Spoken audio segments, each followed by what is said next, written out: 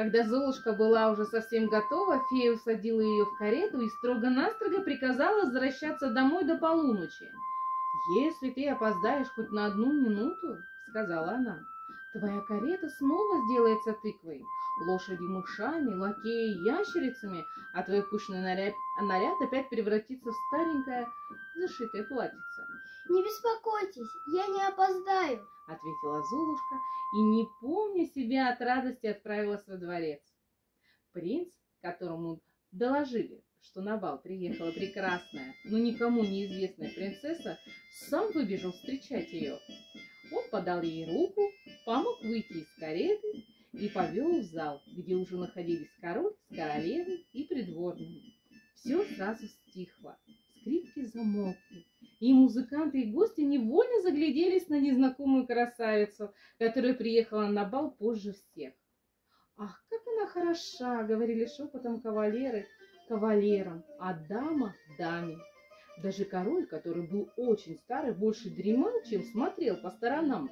И тот открыл глаза, поглядел на Золушку и сказал королеве вполголоса, что давно уже не видел такой обворожительной особы.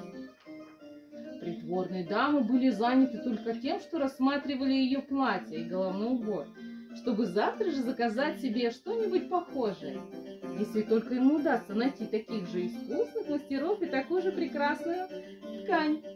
Принц усадил свою гостью на самое почетное место, и чуть только заиграла музыка, подошел к ней и пригласил на танец.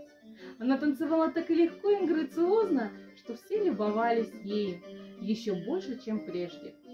После танцев разносили угощения, но принц ничего не мог есть, он не сводил глаз со своей дамы, а Золушка в это время разыскала своих сестер, подсела к ним и, сказав каждой несколько приятных слов, угостила их апельсинами и лимонами, которые поднес ей сам принц.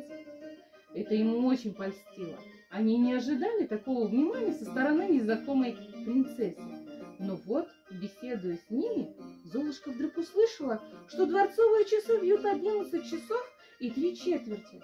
Она встала, поклонилась всем и пошла к выходу так быстро, что никто не успел догнать ее. Вернувшись из дворца, она еще сумела до приезда мачехи и сестер забежать к волшебнице и поблагодарить ее за счастливый вечер. «Ах, если бы можно было и завтра поехать во дворец», — сказала она. «Принц так просил меня». И она рассказала крестной обо всем, что было во дворце.